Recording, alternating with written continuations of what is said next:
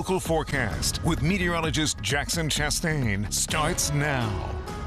And we're starting off with a live look from Newville in the Cumberland Valley. Just a little bit of fog and haze this morning in the background. Not a terrible issue. In fact, most roads, in fact, all roads are going to be clear of issues. And that's not really why I'm showing you this. I'm showing you this because it's indicative of the fact that we're seeing quite a bit of moisture across the mid-state this morning. In fact, dew points as of now are in the 60s for much of the eastern half of south central PA. Even Harrisburg sitting with a dew point at 59. And that's really what we're going to see through much of the day as well. And that's really important because not only is it going to be moist outside, but we have plentiful warmth on the way as well. Currently sitting at about 65 in Hummelstown, so starting to warm up rather quickly, especially with places that are seeing that sunshine right now. We're going to get into the low 80s this afternoon, and so we've got that warmth. We have that moisture. There's going to be a bit of a southwesterly breeze as well,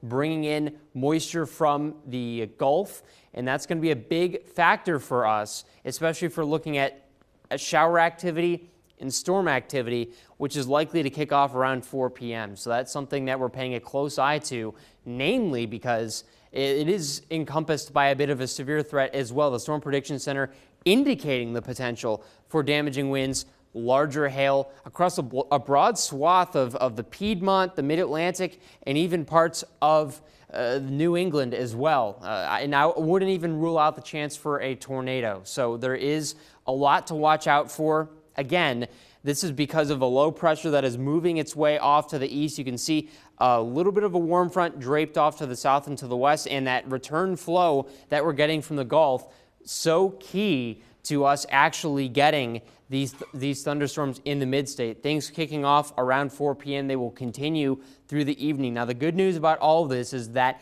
coverage-wise, we're expecting things to be relatively scattered, but that is kind of a double-edged sword because while you do like to see less coverage, it means more of us stay dry.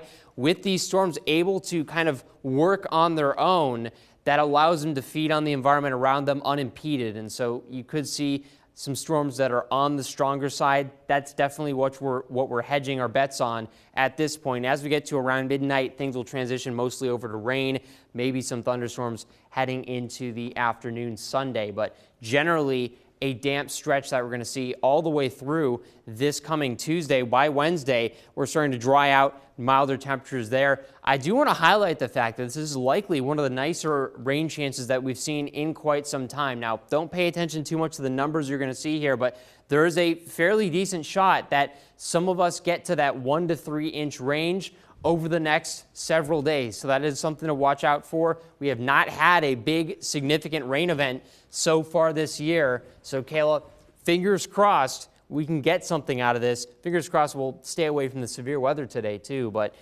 chances are we're looking at a pretty decent setup today.